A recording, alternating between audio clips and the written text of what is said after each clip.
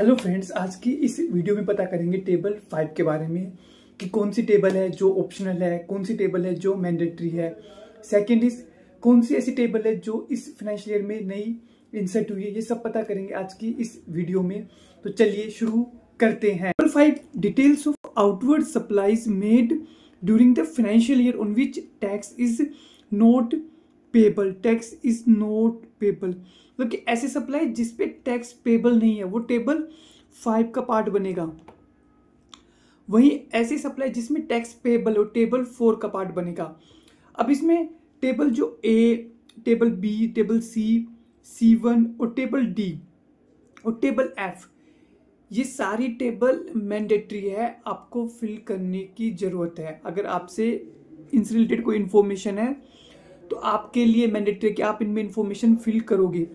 बाकी की जो इन्फॉर्मेशन है टेबल H से लेके K तक और E, ये ऑप्शनल है, आपकी इच्छा है तो आप फिल कीजिए, नहीं तो मत कीजिए।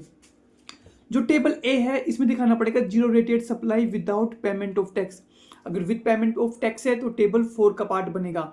ऐसे ही अगर supply to SEZ without payment of tax तो वो टेबल 5 का पार्ट बनेगा। अगर विद पेमेंट ऑफ टैक्स है तो टेबल 4 का पार्ट बनेगा।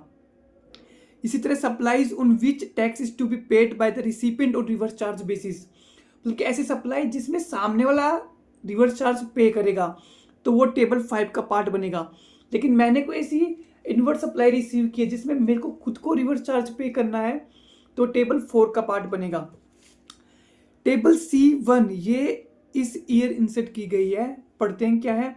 Supplies on which tax is to be paid by the ECO as per section 9(5) supplier to report, मतलब कि सप्लायर ऐसी कोई सप्लाई कर रहा है ECO के थ्रू जिस पर ECO को रिवर्स चार्ज पे करने की आवश्यकता है 9(5) में, तो वहां पर सप्लायर रिपोर्ट करेगा। ये ध्यान रखना।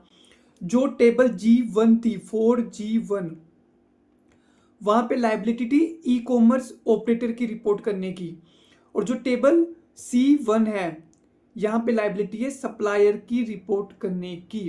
आप इसमें वो सप्लाई मत दिखा देना जो अपन सप्लाई करते हैं ई कॉमर्स ECO के थ्रू, जिस पर ECO TCS डिडक्ट करता है, TCS कलेक्ट करता है।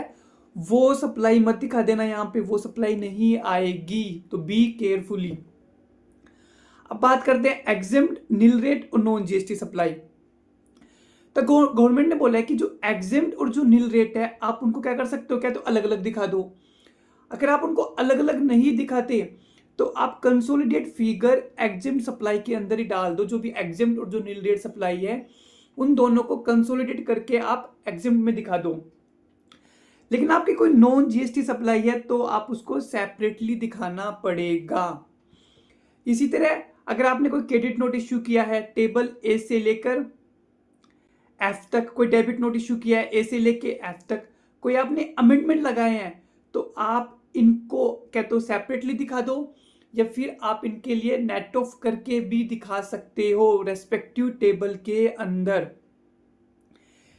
फिर टेबल M, टेबल L होगी टोटल, और फिर table turnover on which tax is not to be paid, तो यह आ जाएगा। और फिर टेबल 4N।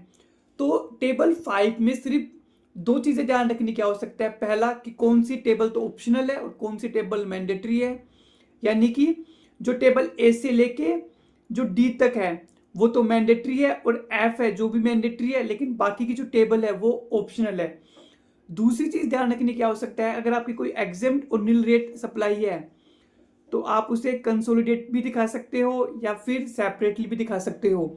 लेकिन आपकी नॉन GST सप्लाई है तो वो आपको सेपरेटली दिखाना पड़ेगा। तो ये सब चीजें आपको ध्यान रखनी पड़ेगी जब आप टेबल 5 के अंदर इंफॉर्मेशन फिल करोगे। तो ये था इस वीडियो में टेबल 5 के बारे में। आप मेरे साथ इसी तरह बनी रहिए। नेक्स्ट वीडियो में डिस्कस करेंगे टेबल 6 के बारे में। Thanks for watching.